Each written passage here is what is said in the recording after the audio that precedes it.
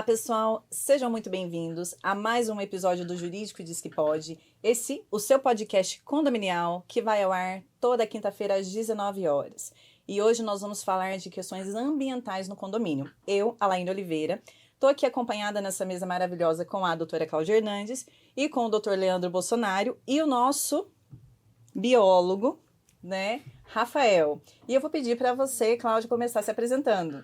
Boa noite, pessoal, tudo bom? Que bom ter vocês aqui com a gente mais uma noite para mais um episódio. E hoje o episódio vai estar incrível, com muita informação importante para você, síndico, ficar atento aí no seu condomínio. Fica aqui com a gente que vocês não podem perder. Olá, pessoal, saudação, Leandro Bolsonaro. Estou bastante feliz aqui novamente de estar dividindo a mesa com meus colegas. E hoje uma satisfação especial em estar do lado do Rafael.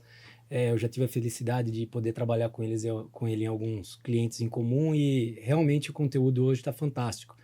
É isso aí, pessoal. Não esqueçam de nos seguir nas redes sociais e eu vou falar isso sempre porque é muito importante a sua audiência para nós. Bom, pessoal, o assunto hoje está interessante. Você já parou para pensar, segundo uma pesquisa da ONU, que cada pessoa consome em média 110 litros de água, isso no mundo. Agora, se tratando dos brasileiros, que nós temos que ser diferentes, esse consumo ele varia aí até 200 litros de água por dia. Se eu estiver errado, vocês me corrijam, mas eu acho que é isso mesmo. Eu vi lá na pesquisa da ONU. Então, também nessa pesquisa, trouxe assim, que cada habitante do planeta gera mais ou menos em torno de 1 quilo de resíduos. Imagina o impacto disso ambiental. Só que quando a gente fala de ambiente, a gente pode pensar assim, nossa, mas isso só acontece lá fora. Só que você já parou para pensar nesse aspecto dentro do seu condomínio, como que isso funciona? É sobre isso que nós vamos conversar. E eu vou pedir para o Rafael, o biólogo, que veio aqui nos trazer esse assunto muito importante, para se apresentar, falar um pouquinho de você, da sua formação, da sua empresa, como que, para a gente iniciar o nosso assunto. Primeiramente, boa noite a todos, Laina, Cláudio, Leandro, boa noite a todo mundo aí de casa. Meu nome é Rafael, sou biólogo com especialização em gestão ambiental. Já fazem mais de 10 anos que eu trabalho nessa área de licenciamento, documentação, implementação, operação de empreendimentos em geral. Sou sócio proprietário da RAM Ambiental, já fazem 4 anos, e aí a gente atua também nessa parte de condomínio, dando um auxílio para o síndico. Já fiz alguns trabalhos junto com o Dr. Leandro aqui. E assim, como eu sempre digo, não é um assunto recorrente essa parte ambiental em condomínio, mas sempre vai ter algum ponto ali que vai dar uma dor de cabeça, um susto, e a gente está aqui sempre para auxiliar. Entendi. E por não ser tão recorrente, o pessoal deixa passar, Só vai ver quando o problema já está grande. Uhum. E a questão é que a questão ambiental, ela, além de poder gerar multa, pode gerar uma situação de responsabilização criminal, Então, Sim. assim, é preocupante o um pessoal deixar para pensar nisso. Como dizem lá em Minas, o negócio é mais embaixo, mais né? embaixo. Nem é Mais só... embaixo, que não dá nem para ver, É tão embaixo que é quase imperceptível. Às vezes é uma situação dessa mesmo, eu o problema tá bem no E eu não solo poderia mesmo. deixar de falar, porque ele me chamou de Alaina. Ai, pronto. Alaine. Alaine, desculpa. Ninguém acerta, por isso que eu tô fazendo a brincadeira, Cheguei entendeu? quase. Tá, Já me chegou chamaram perto. de Cheguei perto. tudo Tem gente quanto é que não coisa. chega nem perto. Alaine, Aline, Adelaide, Ariane, tá tudo certo. Mas assim, a gente sabe que a questão ambiental, ela tem 2 momentos. Parte de implantação, no caso, não é nem implantação, seria a parte da construção mesmo do condomínio, e depois ele já é funcionamento. Você poderia fazer um pouquinho dessa diferenciação pra gente? Sim, claro.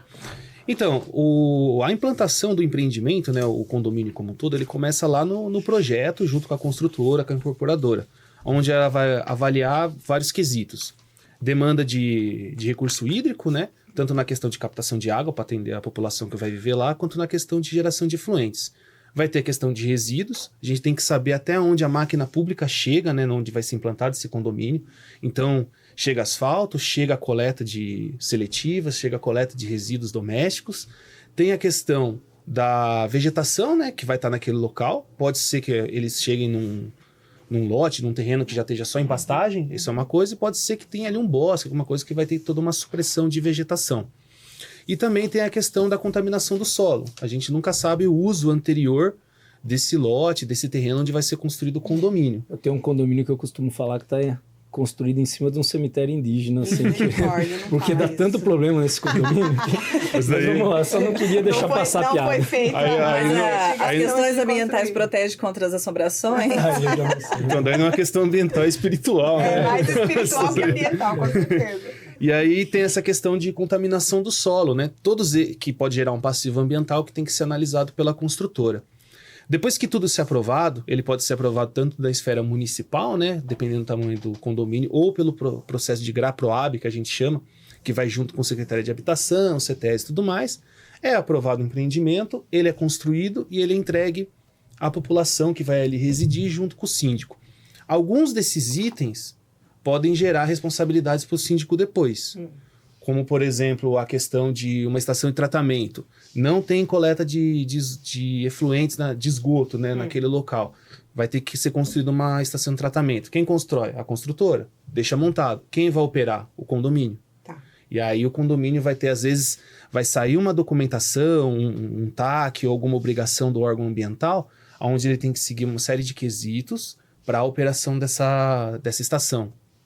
Outra coisa que pode acontecer, teve uma supressão de árvores e vai ter que ter um termo de compensação ambiental. Onde está esse termo? A gente tem que saber onde foi plantada essas árvores. Foi plantado dentro da área do condomínio, fora? Quem vai se responsabilizar pelo monitoramento e cuidado dessa vegetação? A construtora? Essa responsabilidade foi passada para o síndico. E todo o projeto como um todo, né? A gente tem que saber depois, na hora que já estiver tendo a operação, vamos dizer assim, né? Na forma que a gente usa ali para estar licenciando as coisas, que a operação seria as pessoas residentes ali, de aonde está passando tubulação, aonde está passando esgoto, onde são áreas permeáveis, onde são áreas protegidas, né? Tudo isso o síndico tem que saber para eventuais questionamentos, implantações, obras ou problemas futuros que possam acontecer dentro do condomínio. Via de regra, tudo isso vem na implantação. São informações que chegam para o síndico para ele justamente poder fazer esse controle. Sim, isso daí, né, em teoria, tem que ser passado pelo primeiro síndico, né, depois que entrega o condomínio. Mas caso não tenha, isso acontece, né? A gente às vezes atende e eu falo assim, mas tem uma planta, alguma coisa? Não tem. Via de regra não tem. Não tem. A gente consegue buscar. Tá. Aí a gente entra, né, vê qual foi o processo de aprovação na prefeitura, CETES, Secretaria de Habitação e tudo mais, e pede cópia.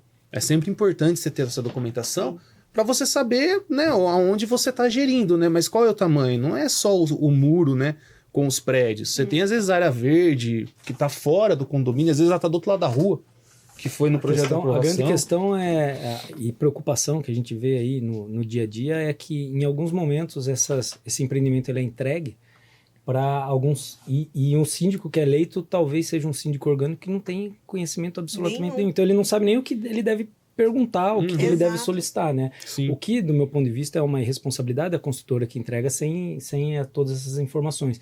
Mas é importante para o síndico que está assistindo a gente aqui que busque, no momento da implantação, o auxílio, né, de profissionais capacitados, né? Um engenheiro, uma empresa ambiental, um advogado, enfim, para ter toda essa estrutura, porque talvez o momento mais crítico do condomínio seja, de fato, o recebimento dele, né? Uhum. Até você avaliar tudo ali que foi entregue, vamos dizer assim. Isso. Até porque se ele tem essas obrigações e ele não cuida, o que pode acontecer? Multas, Sim. né? Penalizações do poder público, por coisas que ele nem sabe que ele deveria estar cuidando, né? Como o pode, Leandro mas diz. também não pode alegar desconhecimento, Não pode né? alegar desconhecimento. Sim. Exatamente. Então, né, como se diz lá na minha terra, Minas Gerais, cada um no teu quadrado. Você não sabe, Procura procure um saber. especialista no assunto.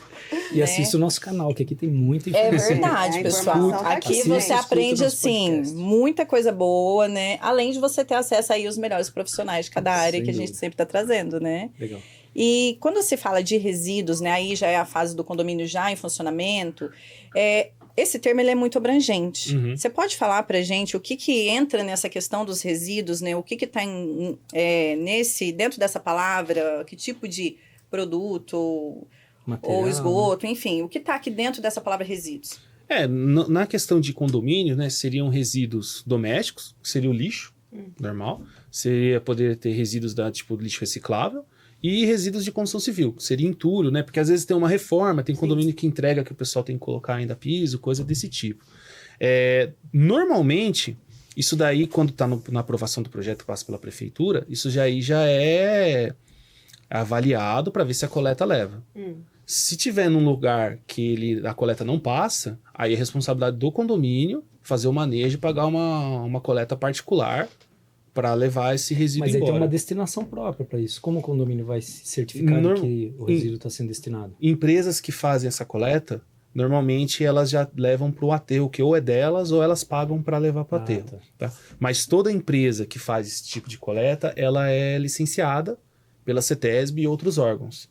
Então, é assim, você pode, né, vamos dizer que o condomínio vai precisar fazer uma cotação de empresas para fazer isso, seja para resíduos domésticos, qualquer outro tipo de resíduo que tenha sido gerado lá dentro. Uma questão muito importante é ele levantar, né, as informações dessa empresa. Então, ela tem licença na CETESB, ela tem CADRE para transporte de resíduos, para onde ela vai destinar esse resíduo? Ela tem um contrato com um aterro para receber esse resíduo, coisas desse tipo, para que, né, vamos dizer, coletou resíduo, caiu em algum lugar. Da onde veio? Veio do condomínio. Aí você pode, às vezes, estar arranjando um problema terceiro que... Esse cuidado todo precisa também para resíduo de poda, de árvore, esse tipo de coisa, ou não? Não se aplica para isso? Resíduo de poda normalmente é levado junto com caçamba. Depende do volume. Tá. Se quando é resíduo de poda, dá para levar em caçamba, também vai para aterro específico para isso. Se for um resíduo de corte de árvores e for muito volume, aí teria que, né, fazer o corte em lenha, tora, alguma coisa desse tipo. Aí tem que tirar um documento que chama TOF, que é a Declaração de Origem Florestal, para você poder transportar, porque daí você está transportando madeira como se fosse para venda mesmo. Agora, se for pouco resíduo, ele consegue ir na caçamba. E dentro dessa questão resíduo, uma coisa que é muito preocupante hoje, né, a questão das lâmpadas de LED. Elas também entram nessa classificação de resíduos. E a mesma empresa que faz esse recolhimento tem que recolher essas lâmpadas? Como que funciona? As empresas que fazem recolhimento de resíduos, elas já fazem o condicionamento correto de cada tipo, né? Lógico, o condomínio tem que fazer a separação.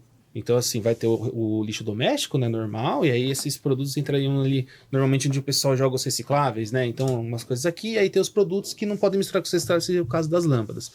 Normalmente, as empresas que fazem a coleta, elas coletam e já separam e levam para os locais certos de destinação. Né? As que são totalmente licenciadas, certinho, exatamente. Então, como você falou, material de poda vai para o lugar certo, material de construção civil vai para o lugar, lâmpadas, né, LED, fluorescente, coisa desse tipo, vai para outro lugar. E eles fazem a destinação. E quando o condomínio não tem nada disso, como que... Aí eu entendo, né, que a obrigação de tratamento dos resíduos é do condômino. Nesse caso das lâmpadas, o que ele precisa fazer? Porque nem todo mundo sabe, né, o descarte correto desse material. Algum lugar está sendo acumulado, né? Se ele estiver acumulando, vamos dizer, dentro do próprio condomínio, porque o volume é pouco, e ele está esperando juntar um grande volume para né, tipo, despachar para algum lugar, esse volume tem que estar num lugar que o piso seja impermeabilizado, né? E não pode tomar chuva, tem que estar bem acomodado, porque se começar a chover ou estiver em cima da terra, né, tudo mais, ele pode levar a origem de uma contaminação, que daí uma contaminação de subsolo é um problema muito maior daí para o condomínio, para o síndico como um todo. Então, vamos dizer, ele não tem essa coleta hoje porque o volume é baixo. Tem que ficar num lugar permeabilizado e coberto. Guardadinho ali, a hora que gerar um volume, ele vai ter que retirar em algum momento ou outro, não tem o que ele fazer. Aí ele procura uma coleta certa, uma empresa licenciada para fazer essa retirada. Geralmente, as empresas, né, que vendem essas lâmpadas, elas dão esse suporte, elas são obrigadas a isso? Você sabe dizer alguma coisa sobre o assunto ou não? Tipo um auxílio pro...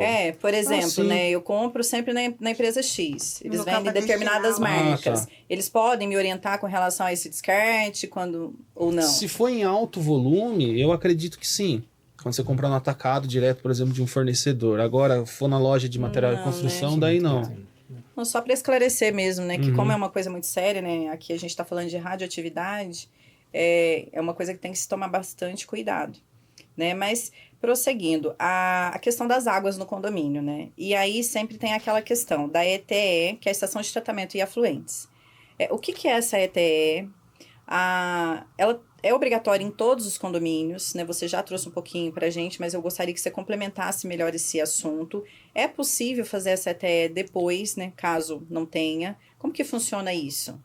É assim, a ETE, né, que é a Estação de Tratamento de Efluentes, ela é algo que já é proposto na hora do projeto para implantação. Tudo vai depender de até onde chega a rede de coleta pública. Então, se ela chega no condomínio e ela consegue atender o condomínio, porque às vezes a gente está falando de condomínio muito grande que vai ter uma demanda de esgoto gigante e talvez o que a gente tem em tubulação não atenda. Agora, se ela atende, ela vai para a rede, todo mundo vai pagar ali a conta de água e esgoto normal.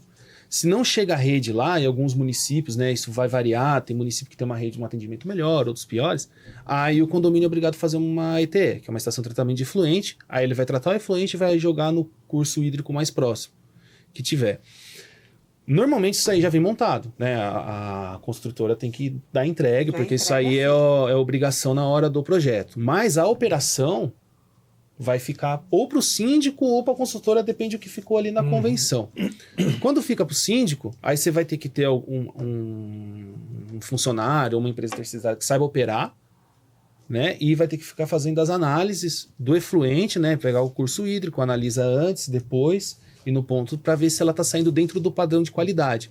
Existem legislações específicas do Estado que determinam quais são os parâmetros que tem que estar dentro do padrão de qualidade. O que a gente analisa em algumas convenções é o estabelecimento de um período que a responsabilidade pela operação fica com a construtora, a mesma coisa com a área de preservação permanente, né?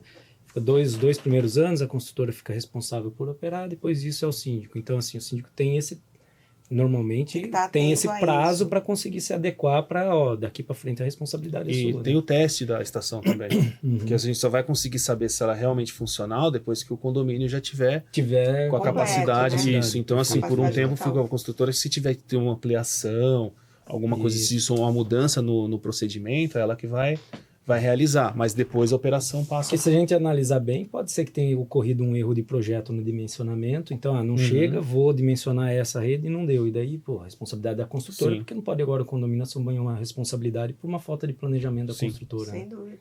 E caso, né, a estação não esteja dentro dos parâmetros e esteja lançando fora do padrão, né, o esgoto no curso d'água, o condomínio fica responsável, né, por toda a questão ambiental. Né? Então, assim, é multa.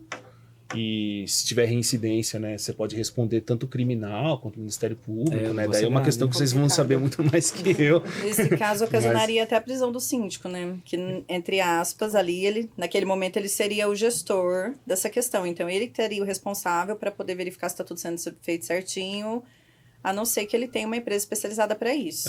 Se a ação foi entregue para ele funcional e depois ela parou de funcionar, então a responsabilidade seria dele, né? Então todas as questões legais ele que ia acabar respondendo. Sim. Entendi.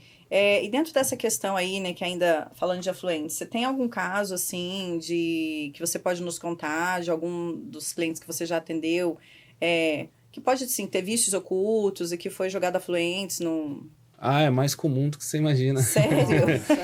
Mas acontece muito às vezes, transição de síndicos, e aí isso não ser passado. Então, às vezes, a empresa que operava terminava o contrato junto com o mandato do síndico. Teve a eleição, o outro síndico ganhou, não sabia, ou às vezes ele até desconhecia e assim, parou de operar a estação, ela pode começar, ela vai ter problemas, e você vai começar a despejar esgoto direto no rio. Então aí você vai estar sujeito a todas as questões legais. Tem esse ponto, e tem também um paralelo que pode ser até um problema construtivo ali mesmo, de tubulação, de algum tipo de problema construtivo que está causando esse tipo de contaminação. Então, veja, uma questão aí que você colocou é a estação de tratamento que deixou de ser operada. Mas pode ser que em algum momento surja algum problema construtivo ali. De defeito mesmo. De defeito mesmo e comece a dar o problema. De entrega da construtora, né? E às vezes essa situação demora um pouquinho para aparecer, aparecer, E daí mas a responsabilidade, do meu ponto de vista, continua sendo solidária. E depois, no segundo momento, o condomínio ou o síndico joga para quase a construtora, se for o caso, né? É que nesse caso, quando tem vazamento de esgoto, isso também é recorrente, se você vai estar contaminando o lençol freático e o subsolo. Aí você vai entrar na questão de gerenciamento de áreas contaminadas, tem todo um procedimento da CETESB. A CETESB, para quem não sabe, é o órgão ambiental do Estado de São Paulo, um dos melhores órgãos ambientais, inclusive, que ele é bem funcional, e tem uma série de legislações assim que apertam mesmo nessa questão, ela fiscaliza. Aí a responsabilidade depois de você elogiar a CETESB, assim, acho que os seus processos vão correr mais rápido. O que funciona, na maioria das vezes, tem que elogiar o que funciona, porque órgão público nem sempre é assim. E aí, sim, a responsabilidade é corresponsável, né? Tanto o condomínio quanto que veio... Na verdade, iria responder todos, né? Até quem era dono do lote antes de virar um condomínio. Só que daí você vai fazendo toda a investigação para ver quem foi realmente o causador. Se a tubulação cedeu ao longo do tempo, e ela pode ceder por projeto mal feito, né? O volume é maior do que ela aguenta, ou o aterro foi mal feito, ela acabou cedendo, você tem uma série de problemas estruturais de engenharia que pode acontecer, você vai ter esse vazamento, você vai ter que fazer um levantamento do impacto disso, do tamanho dessa pluma de contaminação, se tem algum poço de captação de água que está puxando essa água contaminada para algum lugar. Então a bola de neve pode ficar gigante. te perguntar, o que acontece quando tem essa contaminação? Tem como recuperar essa área contaminada? Tem como recuperar.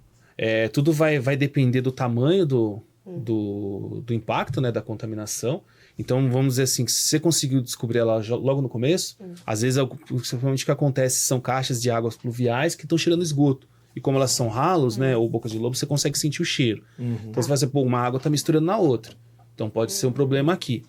Aí, se você determinar isso bem no começo, aí você consegue consertar logo. Se for um problema crônico, essa pluma de contaminação vai estar aumentando cada vez mais. Nossa. Aí você vai falar, mas é orgânico. Tudo bem, mas você também não toma esgoto do rio.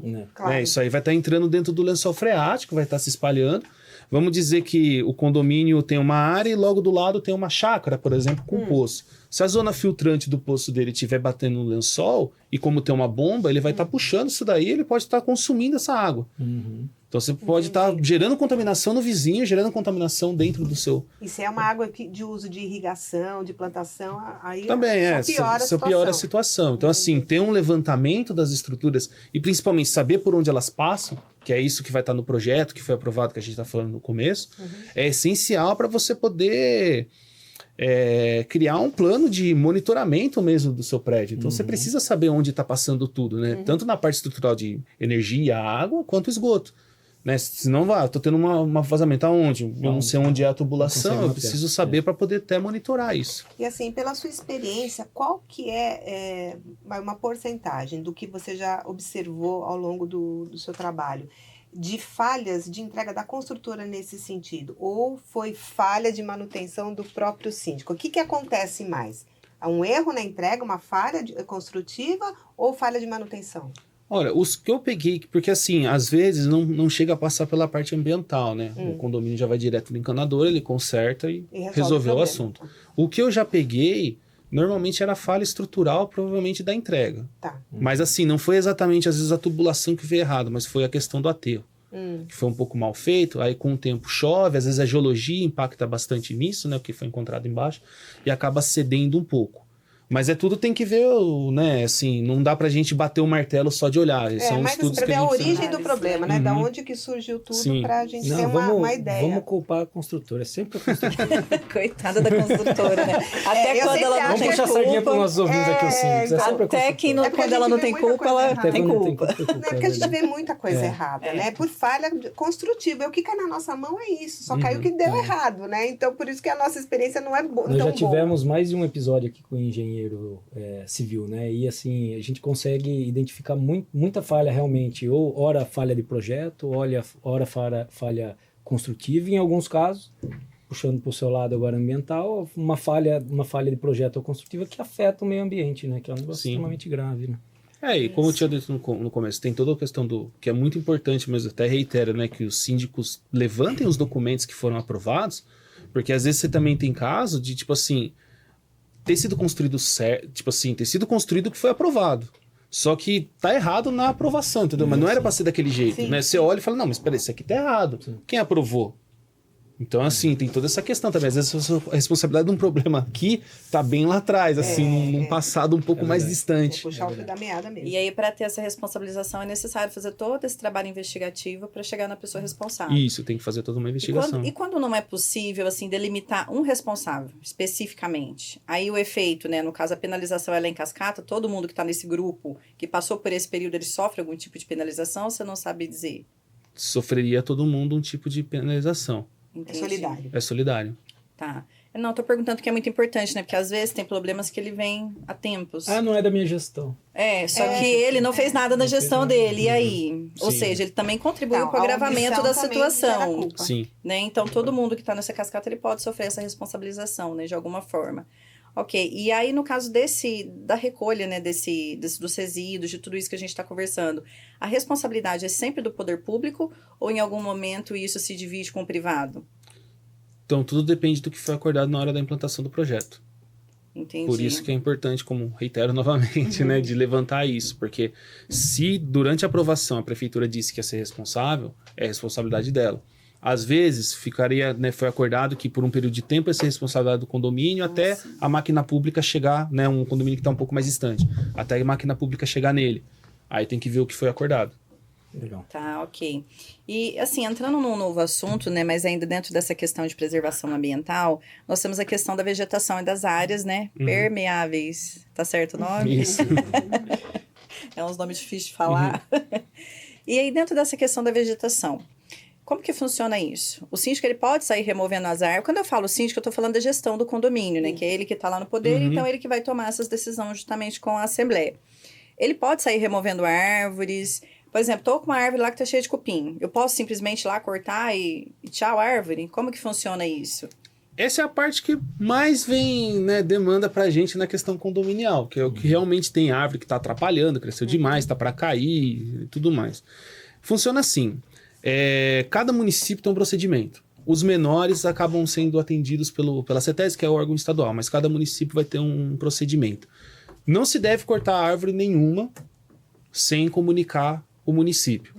Ah, mas árvore exótica, tem município que deixa cortar sem problema nenhum. Tudo bem. Pode. Só que depois que você cortou e você tirou ali folhas, frutos e flores, você não consegue provar se ela era exótica ou não. Né? E como é difícil ter um botânico ali na manga para identificar essa árvore. Vê para mim. Então, assim, sempre faça um levantamento e aí, se a árvore é exótica, comunica. Olha, vou cortar essas árvores aqui, um profissional assinou, identificou, elas são exóticas, tudo bem. Se elas são nativas, aí você vai cortar e vai ter que fazer uma compensação ambiental. E aí também você vai ter que ter uma área para fazer essa compensação. Mas aí o processo, você primeiro faz a solicitação já indicando o projeto de compensação, ou primeiro você corta e depois faz o projeto? Você já indica o projeto de compensação. Isso, tudo junto. Tá. Aí quando sair a autorização para o corte, já vai ter que assinar um termo de compromisso de recuperação, que é um TCRA, e já vai ter o prazo para você fazer. Alguns municípios, eles pedem compensação, como Campinas, pede compensação até para exótica. Então, dentro dessa questão aí, né, agora é uma dúvida minha. Como que eu diferencio o que é exótico do que é a outra coisa que você falou nativas. aí? Nativas. São espécies assim, aí vai ter que entrar um profissional mesmo, né, um engenheiro florestal, um biólogo, né, que sabe identificar espécies arbóreas, porque espécies nativas seriam espécies dos biomas aqui que a gente vive, né, Cerrado, Mata Atlântica, coisa tipo. Espécies, mesmo. Isso, espécies exóticas são espécies que foram trazidas de fora, como leucenas, por exemplo, eucalipto, coisa desse tipo. Uma característica ornamental também, né? Normalmente uma boa parte das espécies ornamentais que é usado para arborização são exóticas. São exóticas, né? Gente, eucalipto. Eu não sabia que eucalipto era exótico. Onde eu morava tinha tantos. Você estava num lugar exótico e nem sabia. Então, uma dúvida. E quando essa compensação não é possível ser feita? Você tem que tirar aquela árvore porque ela está prejudicando, ela está com cupim, ela está destruindo as raízes, porque ela tem árvores gigantescas, né? E você não tem como compensar. Como é que faz? Aí é assim, se você não tiver uma área para compensar dentro do imóvel do condomínio, você pode compensar numa área externa. Pública? Depende do município. Tem município que deixa você compensar em área pública, tem município que deixa você doar mudas. Entendi. Então, assim, eu tenho que plantar, normalmente é 15 mudas para cada árvore que você corta. Então você doa 30 por árvore. Tem município que aceita, tem município que não. E aí, quando o município não aceita, você tem que achar uma outra área. Aí, às vezes, tem, por exemplo, um outro condomínio que tem uma área verde que não está sendo utilizada e ele cede para você plantar lá. Entendi. E aí, o condomínio que pode ser em área privada. Pode ser em área privada. Tem que acontecer, não tem como você fugir dela. Se você não tem como fazer isso dentro do condomínio, você vai tentar fazer isso num condomínio vizinho. Se no condomínio vizinho não for possível, você doa essas mudas para a prefeitura. E quem fiscaliza a prefeitura? A própria prefeitura. Ela dá um termo. Será que ela planta as 30 mudas? Eu tive um caso uma vez que a compensação foi feita numa fazenda, e o fazendeiro deixou, só que daí você tem todo o monitoramento dessa compensação. Não é plantei e virei a costa aí, né? Isso. Você tem uma série de parâmetros que, assim, você plantou, aí você vai ter primeiro, né, a questão das mudas, que você não pode plantar a muda exótica, senão não vai estar compensando, né? Não vai ter ganho ecológico nenhum. São mudas espécies nativas, você tem que plantar, e você tem que cuidar delas e monitorar. Você pode ter perda de 5%, mas se morreu metade do meu plantio porque deu seca, você vai ter que plantar de novo. A formiga pegou, tem que plantar de novo. Mas quem que controla isso? Você tem que entregar relatórios, aí cada órgão vai delimitar. Alguns são semestrais, anuais, para o órgão que licenciou, que autorizou o corte. Que pode ser a Secretaria de Meio Ambiente do município, pode ser a CETESB ou algum outro órgão que autorizou. Quando ela atingir um certo tamanho, que aí quem vai julgar isso é o profissional que estiver assinando nesses relatórios, vai falar, não, agora essa vegetação já consegue viver por conta própria. Tá. Ele entrega para o órgão avalia e dá ok. Se ele olhar e falar assim, não, eu quero que plante de novo ou continue o monitoramento, Então tem um controle rigoroso. tem um controle. E normalmente esse relatório é um relatório fotográfico também. É um relatório fotográfico evolução. com alguma descrição do que está acontecendo, né? Você assume ali a tua perda, o quanto que E cresceu. aí o profissional está assumindo a responsabilidade Isso, dele ele tem que emitir técnica, uma assinatura responsabilidade técnica, né? Uma RT. Interessante isso, né? Porque eu fico e ele pensando assume. como é que é a logística, né? Quando você tem que fazer isso, uma compensação que você não consegue fazer e você terceiriza isso para o órgão público. Quem que fiscaliza se o síndico tem essa obrigação? O que acontece às vezes, e não sei se você já pegou um caso desse, mas você vai fazer uma compensação em um determinado local. Só que aí alguém não quer essa compensação ali por qualquer motivo. Sei lá, é uma área de preservação, na beira de uma represa, por exemplo. Não quero porque aqui vai atrapalhar eu acessar com o meu barco, por exemplo. Enfim. E vai lá e taca fogo. Aí você tem que ir lá compensar de novo. Aí o cara vai lá, põe fogo. Aí você tem que ir lá e replantar de novo. E daí você fica nessa situação. Aí eu não sei se nesses casos seria possível mudar esse projeto de compensação. Você pode mudar. Aqui não dá mais porque... Aí Porque- você transfere para outro lugar. Né? Porque hoje em dia a responsabilidade do fogo é sua, né? É. É de quem? Do dono da propriedade. Assim, né? Antigamente ainda dava pra falar, jogaram fogo aqui, foi clandestino, né? Criminal. Hoje em dia, mas por que você não cuidou?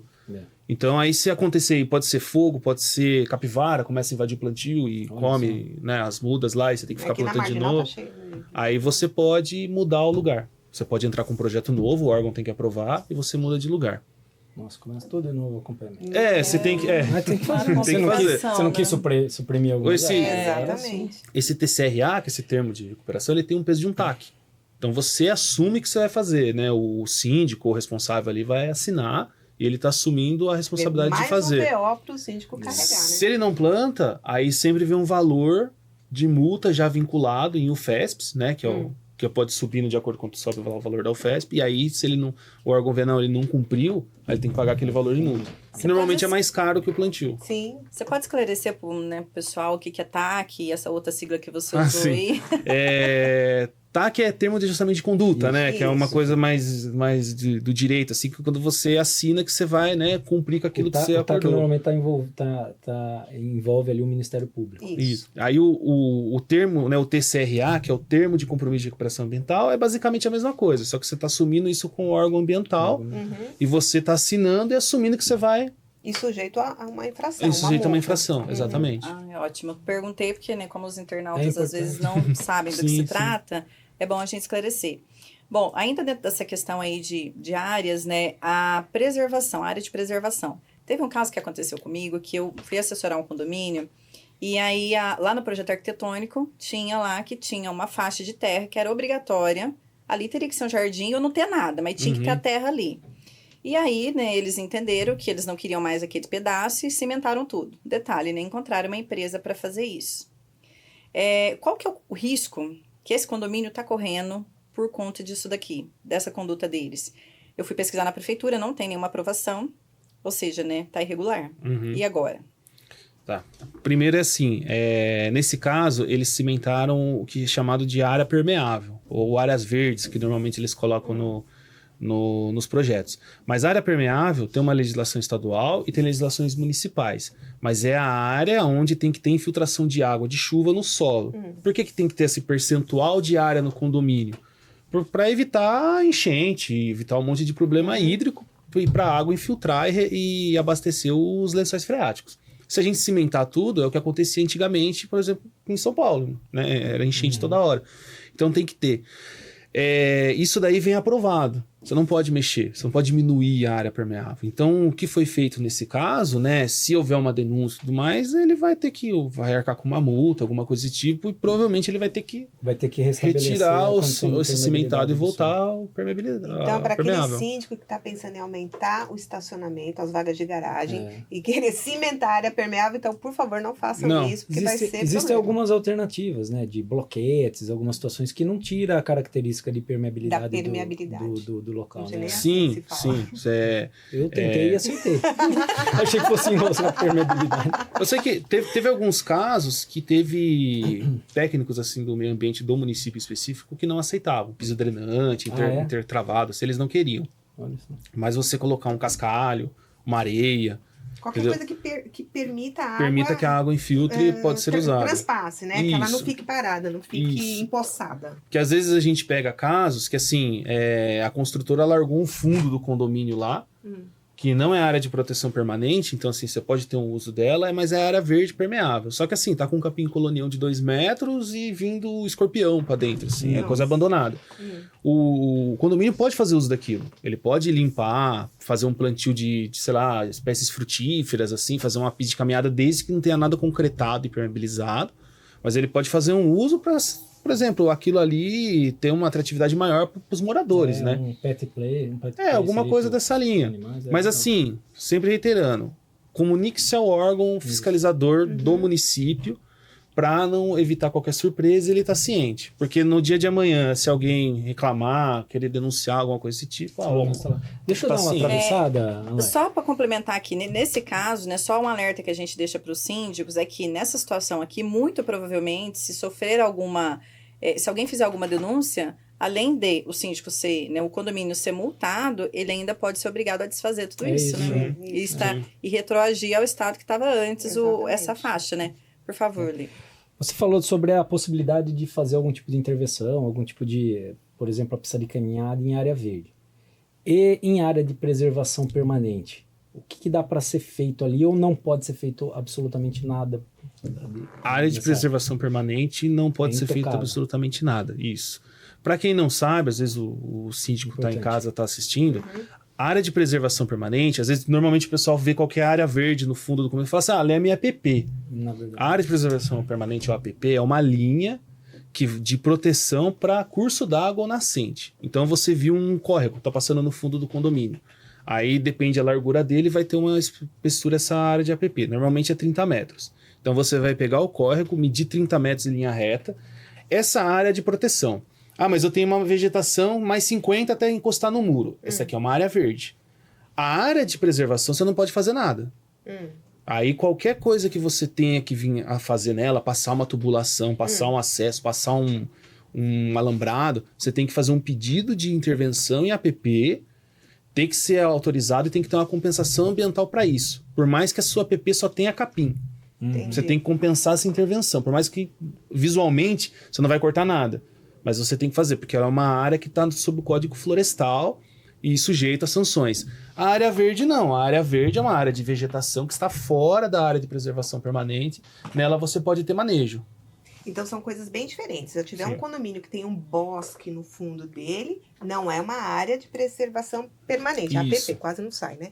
Mas é uma área de preservação ambiental. Isso. São coisas é uma diferentes. área verde permeável. Área verde permeável que deve ser preservada. Isso. Ao contrário da outra que ela pode ser com autorização manejada. A área verde ali ela pode ser manejada. Tá. A área de preservação tem que ser intocada. Intocável. Aí, às vezes, o amigo síndico vai falar assim, mas eu tenho uma APP no fundo, mas ela não tem nada ali. Ela tá na terra, nem braquiária tem.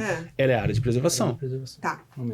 Um ponto que é interessante e que às vezes as pessoas não se atentam, os síndicos talvez, é que pelo fato da área de preservação permanente não poder ter nenhum tipo de intervenção ou construção, isso possibilita que o condomínio, em alguns municípios, e já tem decisões judiciais nesse sentido, solicite isenção de IPTU referente a essa área, se o IPTU estiver sendo calculado com base nessa área.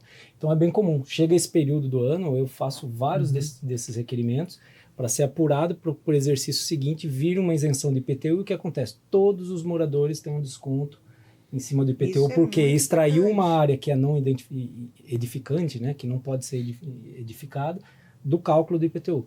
E se o condomínio não requerer, a prefeitura não vai fazer isso automaticamente. Eles não vão, né? Com certeza, com certeza. Bom, mas é uma dica importante. Exato, né? Nós estamos indo para os minutos finais, mas ainda tem um tópico que eu coloquei aqui que eu ainda quero ouvir um pouquinho a seu respeito. A questão dos postos artesianos. Né? Isso também já vem desde o projeto arquitetônico, ele é construído depois, como que funciona isso?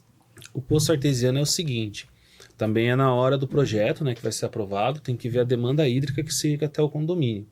Às vezes a gente tem um bairro que tem uma demanda da prefeitura para atender, sei lá, 10 mil pessoas e vai ter um condomínio que vai morar mais 3 mil. Então não vai ter água para todo mundo. Aí no projeto, né, é colocado um poço para atendimento, né, e aí ele é perfurado e ele é outorgado. Aí quem tira a outorga é um órgão também do Estado, que chama DAE, que dá a outorga. Isso vem do projeto. E normalmente também a hora que vai ser entregue ele já vai estar instalado, bonitinho, tudo certinho. O que vai sobrar para o síndico, né, quando existe um poço que vai ter consumo humano? Tem um procedimento que é da Vigilância Sanitária que vai analisar, que se chama CISÁGUA. E aí sim, tem que ter um monitoramento. Você faz o monitoramento, posso estar errando a periodicidade, mas se eu estou certo, acho que é um semanal, depois um trimestral e um semestral. O semanal são análises mais simples, a trimestral um pouco melhor e a semestral uma análise grande físico-química da água. Isso é alimentado num sistema da vigilância sanitária e tem que ter um responsável técnico por isso. Isso tem que ser feito, porque vai ter consumo humano.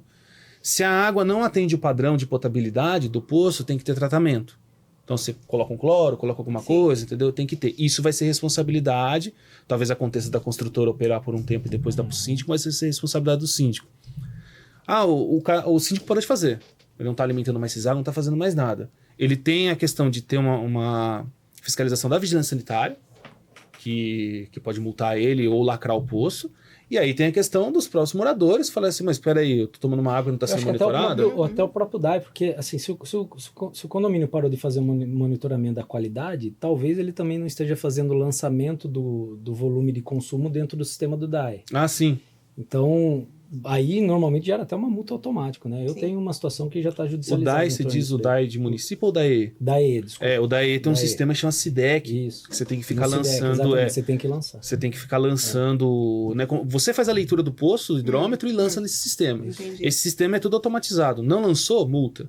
Caramba. Lançou acima do que está outorgado? Multa. Porque o outorga são um multas- volume, uma quantidade de água X você pode tirar daquele poço. Você Olha. consumiu mais, é justamente não é essa questão. deliberado, não. Não, tem Não, limite. ele autoriza um volume de consumo dia que você pode ter. Aí você vai falar assim, nossa, mas tiraram uma outorga para mim de 10 metros cúbicos por hora e meu condomínio consome 25. E agora? Aí a gente pode pedir ampliação da outorga, desde que o poço... Ocorre alguns problemas, às Aguente. vezes, por exemplo, em associação de moradores de veraneio, assim, né? Você tem Chácaras, piscina né? e tal, e daí o pessoal vai lá e abusa e começa a encher piscina com água que tá vindo do poço, aumenta o consumo, aí gera automaticamente essa multa, e daí você tem que questionar, e assim, é bem complicado. o Deve negócio. ser bem difícil. Eu já isso daí, tive bem complicado. essa experiência, essa Imagino. péssima experiência. Não é E legal. quando o síndico, né, no caso, não tem poço, quer economizar água, vamos fazer um poço. Faz por mera, livre e espontânea vontade. Nesse caso, como você já disse, é irregular, né? Tem que ter a outorga. Mas se já tem o poço, como regularizar isso? É possível fazer essa regularização ou não? Então, aí tem que ser avaliado algumas questões. Primeira coisa, tem que ver se o município, a lei do município, permite a instalação de um poço em uma área que já é, por exemplo, atendida pela rede. Por quê? Porque se ela é atendida pela rede de água, ela também é atendida pela rede de esgoto. E aí, o que vai acontecer? Se eu faço um poço lá dentro, eu vou estar consumindo, por exemplo, vai que eu ligo o hidrômetro uma vez na semana, eu estou lá consumindo 10 metros cúbicos por semana de água e estou gerando 50 metros cúbicos de esgoto. Aí o próprio autarquia, Águas do Mirante, ou DAE, CEMAIS, Sabesp, quem for, vai cair em cima. Então, assim, aí tem que ver. Agora, não tem demanda de água, o município permite a instalação de um poço dentro do condomínio, Beleza. tudo bem, aí pode. Aí você tem que fazer, aí tem toda a documentação que você tem que ter previamente, posterior à instalação do poço, que você vai fazer com um órgão que chama DAEE, que é Departamento de Água, de Água e Energia Elétrica do Estado de São Paulo, Departamento de Água e Energia do Estado de São Paulo, que é ele que vai fazer a outorga. Mas tudo isso, antes de chamar o cara e furar, que até é caro pra caramba fazer um poço, você tem que fazer um estudo para ver se é permitido fazer esse poço. Agora, talvez, pelo que eu estou entendendo, talvez uma situação de um poço irregular não tenha como ser corrigido, talvez a solução seja você fechar esse poço. Você vai ter que lacrar o poço. Acho que tem que uma determinação para lacrar mesmo. E né? talvez venha até uma penalidade aí, né? fato. E voltando ao assunto que a gente conversou lá no começo, né, de questão de contaminação do solo, se tiver um poço que não é usado e está abandonado, é melhor lacrar porque ele vira caminho para contaminação, de água subterrânea. Acaba sendo um caminho. Ele acaba sendo um caminho. Então é melhor lacrar ele, fecha, esquece a história e acabou. Morreu o assunto. Ok. Bom, pessoal, o assunto tá riquíssimo. Vocês observaram o naipe dessa conversa, né? Tô até assim, Meu Deus, quanta coisa nova, nessa área né? ambiental aí para os condomínios que os síndicos devem estar atentos. E nós estamos chegando ao final do nosso episódio, né? Eu gostaria muito de deixar um presentinho para você antes dos nossos convidados, né, se despedirem. Acho que eu inverti a ordem, mas O importante é entregar o o presente. importante é o Muito obrigado. presente. Aqui ou esquece uma coisa ou esquece a outra. O importante é o convidado sair daqui Síndrome de presenteado. Dolly. Nossa, É bonita, é. bonita. Ai, é Gente, tão eu bom, adoro né, ver essa reação a dos reação convidados. dos convidados. Se fosse sexta-feira, hein? Algo me Se diz que vai uma fosse- cervejinha aí. Eita, Show. que bom que você gostou. Muito obrigado, e a viu, caneta gente? Muito escreve, obrigado. tá? Ah, tá. É, que às vezes você ganha caneta que não funciona, né? Mas, ó, não é Ah, apertando exatamente. que você tá virando Ah, assim. Não vai tá. estragar, isso aqui é pra mexer no celular. No celular. Entendi. Isso, e uns portezinhos. É, nós somos multifuncionais, né? Somos. Muito obrigado, Nós viu, somos gente? as caras dos caras. Bom, agora sim, né? Estamos indo para os minutos finais. Doutora Cláudia, quer deixar suas últimas palavras? Gente, olha, vou confessar, muita coisa que eu não sabia. Foi uma aula que o Rafael deu pra gente aqui, foi fantástico. Você que não pegou o episódio desde o início, volta e assista, porque vocês vão aprender muito, assim como a gente aqui na mesa, muita coisa importante, como você lidar com as árvores dentro do seu condomínio, resíduos, área permeável. Complicou pra vocês? Vem pra cá que o Rafael descomplica, viu? Tá tudo, ó, no jeito aqui pra vocês aprenderem. Obrigada pela presença de vocês e até a próxima. Lê. Pessoal, gostaria de agradecer a audiência, agradecer a presença de vocês. Gostaria que comentassem abaixo se teve dúvidas, se gostaram do episódio. A gente está aqui realmente para trazer o melhor conteúdo para vocês, e isso, o Rafael aqui é uma prova de que a gente tem conseguido alcançar esse objetivo nosso, porque realmente é elevar a régua aí do mercado condominial. E mais uma vez agradecer a presença do Rafael, a mesa, dividir a mesa aqui com minhas colegas. E é isso, valeu, pessoal. Rafael, seus agradecimentos. Bom, eu queria agradecer mais uma vez o convite, foi muito enriquecedor estar aqui hoje.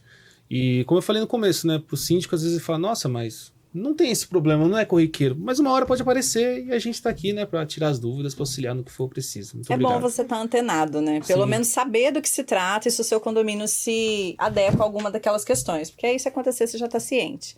Pessoal, e agora nós vamos puxar aquele couro. Opa! Porque É aqui o agora. jurídico diz que... Pode! Pode!